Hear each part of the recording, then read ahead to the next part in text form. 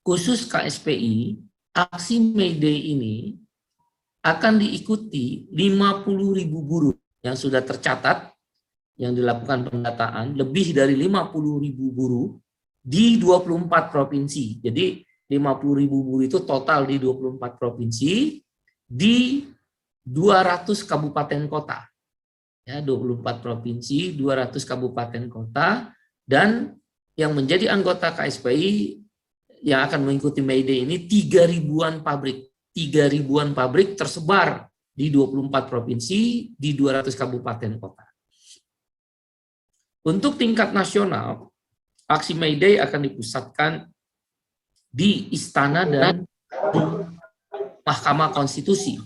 Ya, di Istana dan Gedung Mahkamah Konstitusi untuk aksi May Day di tingkat nasional. Dan di tingkat daerah, seperti yang tadi saya sampaikan, yang diikuti 50.000 buruh lebih di 24 provinsi, 3.000-an pabrik, mereka akan melakukan aksi di kabupaten kota, akan datang ke kantor bupati atau wali kota. Di tingkat provinsi akan datang ke kantor gubernur.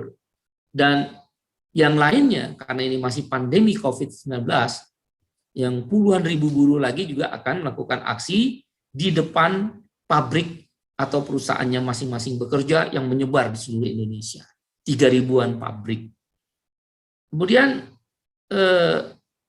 semua aksi dilakukan wajib mengikuti protokol standar protokol kesehatan COVID-19, dan kami akan mentaati arahan daripada Satgas COVID-19, baik di nasional maupun di daerah. Sedang dilakukan koordinasi dengan aparat keamanan di tingkat nasional, dan termasuk dengan Satgas COVID-19, apakah buruh yang akan aksi di May Day ini ada perwakilan yang datang ke depan istana dan depan gedung perwakilan Mahkamah Konstitusi. Perwakilan, jadi katakanlah mungkin 100 orang, atau mungkin kalau diizinkan 200 orang. Tentu ini tergantung hasil koordinasi dengan aparat keamanan, ya, di gedung MK dan di istana perwakilan. Isu yang akan dibawa hanya dua. Saya ulangi, isu yang akan dibawa hanya dua. Satu, meminta hakim Mahkamah Konstitusi untuk membatalkan atau mencabut Omnibus Law Undang-Undang Cipta Kerja nomor 11 2020, khususnya klaster ketenagakerjaan. Saya ulangi, meminta hakim Mahkamah Konstitusi untuk mencabut atau membatalkan Omnibus Law Undang-Undang Cipta Kerja nomor 11 2020, khususnya klaster ketenagakerjaan.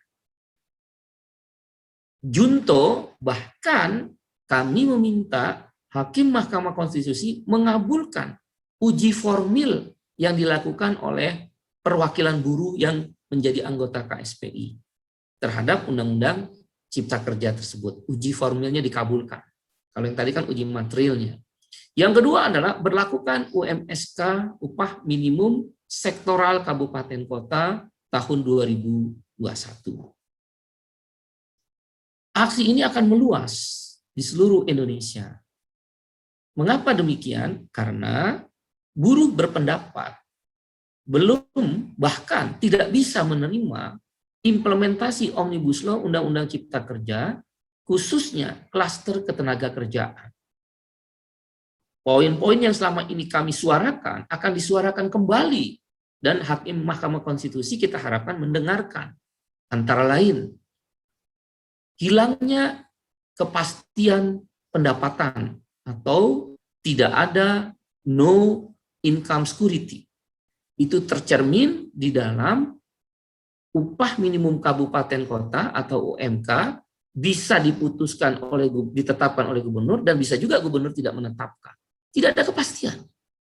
Karena menggunakan kata-kata dapat. UMK dapat ditetapkan oleh gubernur. Berarti tidak ada kepastian. Kembali pada rezim upah murah. Saya ambil contoh.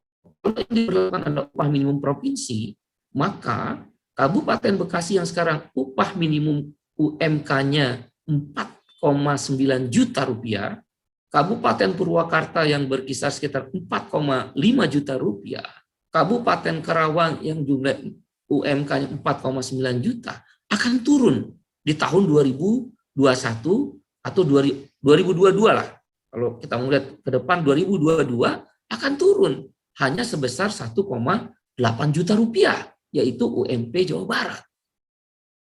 Ini memberikan ketidakpastian upah. No income security. Itu suara kami. Diperparah lagi dengan UMSK, upah minimum sektoral kabupaten kota. Untuk tahun 2021 belum diputuskan. Ini berarti dengan hilangnya UMSK, katakan di Bekasi sebagai contoh lagi dan Kerawang, UMSK tahun 2020, saya ulangi, UMSK tahun 2020 di Bekasi dan Kerawang sebagai contoh, itu 5,2 juta rupiah. UMK Kerawang dan Bekasi kabupaten tahun 2021, UMSK-nya 2020, UMK-nya 2021 4,9 juta. Turun dong. Tapi hari ini UMSK tidak diberlakukan. Dari 5,2 juta, maka nanti buruh Bekasi, buruh Kerawang, dia akan turun upahnya yang selama ini menerima 5,2 juta di tahun 2020 karena dihapus di 2021, maka yang berlaku UMK 2021 turun jadi 4,9 juta rupiah. No income security. Hal lain yang disuarakan oleh buruh adalah tidak adanya kepastian kerja. Saya ingin menegaskan, tolong ditulis oleh kawan-kawan media atau diberitakan oleh kawan-kawan media elektronik, baik radio maupun televisi dan YouTube, bahwa kalau kita bicara perlindungan buruh, itu berarti perlindungan masyarakat. Karena kan tidak hanya buruh yang bekerja saja yang akan mendapatkan upah. Anak-anak buruh, anak-anak masyarakat, anak-anak rakyat yang sudah lulus sekolah, SMA, D3 atau S1, yang masuk pasar kerja, kan akan mengalami penurunan upah. Ya kalau dia bekerja di Bekasi sekarang dapat 5,2 juta, maka nanti hanya menjadi 4,9 juta. Bahkan 2022, kalau tidak ada penetapan upah minimum kabupaten kota atau UMK, upahnya 1,8 juta. Ingat, ini berpengaruh juga kepada rakyat, masyarakat, yang anak-anak kita sekarang sedang sekolah, dan nanti 2022 akan memasuki pasar kerja. Dan itu no income security. Ini juga berlaku yang tadi saya bilang, no job security. Tidak ada kepastian kerja dengan Omnibus Law ini. Orang yang akan masuk pasar kerja, siapapun dia, sekalipun lulusan sarjana S1, apalagi D3 dan SMA, dia tidak punya kepastian kerja. Kenapa? Karena akan terjadi berbondong-bondong pengusaha atau perusahaan menggunakan jasa agen outsourcing. Jadi kalau saya bekerja di satu perusahaan A, saya tidak akan bertemu lagi dengan pemilik perusahaan A. Saya akan melalui agen outsourcing yang menjadi kliennya dari perusahaan A. Dan itu tanpa sebuah peraturan yang jelas.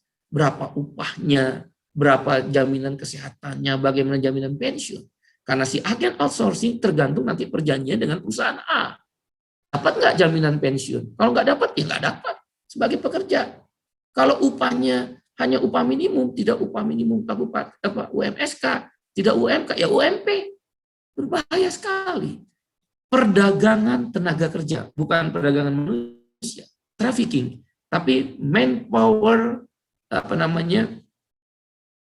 perdagangan itu trading, ya, perdagangan tenaga kerja.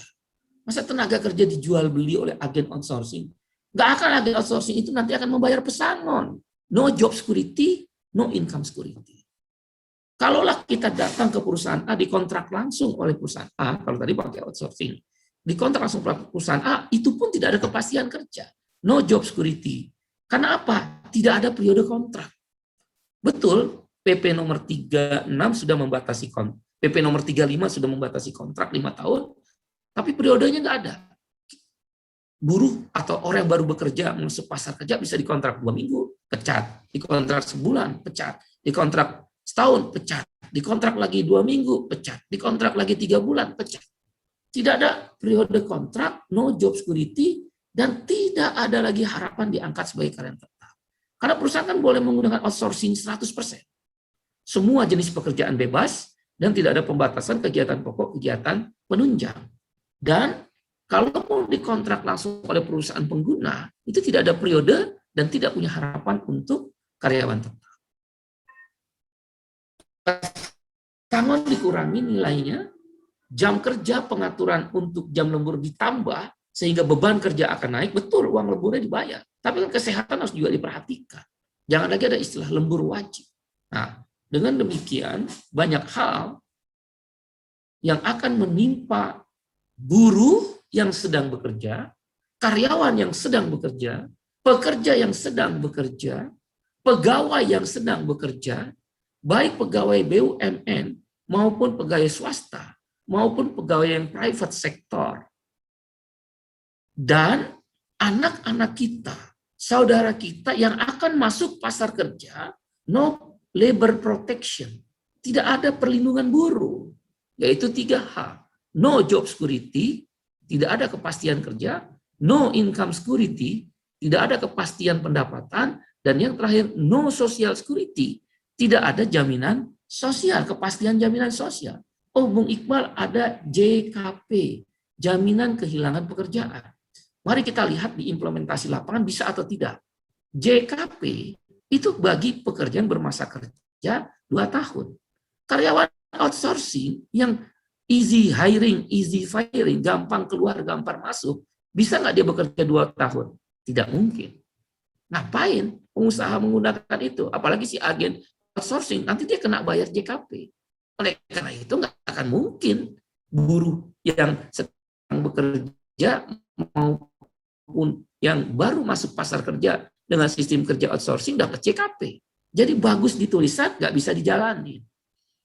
JKP bagi karyawan kontrak pun nggak mungkin, karena dia nggak ada periode kontrak. Selama dia tidak bisa memenuhi 2 tahun berturut-turut di kontrak di perusahaan, kan nggak bisa dia dapat JKP. Perusahaan cara tadi, sebulan kontrak pecat, 3 bulan kontrak pecat. Jangan sampai 2 tahun. Sengaja memang dibeli ruang ini JKP seolah-olah lip service, pemanis bibir. Tapi di lapangan nggak bisa dijalankan. Dan JKP itu kan mengambil iurannya JKK dan iurannya JKM, jaminan kecelakaan kerja dan jaminan kematian. Dan ini kami akan gugat ke MA. Karena ini melanggar Undang-Undang BPJS. Subsidi antar program itu nggak boleh. Nah, kalau JKK-nya nggak cukup iurannya, JKM nggak cukup iuran, ya JKP berhenti. Kecuali pemerintah menyediakan anggaran sendiri, bukan dari iuran JKK dan JKM, tapi iuran sendiri yang diambil dari APBN. Misal seperti kalau di kesehatan itu namanya PBI, penerima bantuan iuran. Kami sudah bertemu dan berkonsolidasi dengan gerakan mahasiswa, antara lain Badan Eksekutif Mahasiswa Seluruh Indonesia atau BMSI, Kesatuan Aksi Mahasiswa Muslim Indonesia, kami, beberapa BEM kampus-kampus besar seperti Universitas Padjadjaran, Institut Pertanian Bogor, Universitas Negeri Jakarta, Universitas Islam Negeri Jakarta, Universitas Negeri Solo, Universitas Andalas di Sumatera Barat, Universitas Jember, Universitas Negeri Aceh, Unsiah, begitu pula di Universitas Sumatera Utara. Gerakan ini akan makin membesar bila mana Hakim Mahkamah Konstitusi tidak mau memperhatikan suara buruh di May Day. May Day adalah representasi daripada suara buruh dan rakyat kecil yang diwakilkan suara moralnya oleh mahasiswa.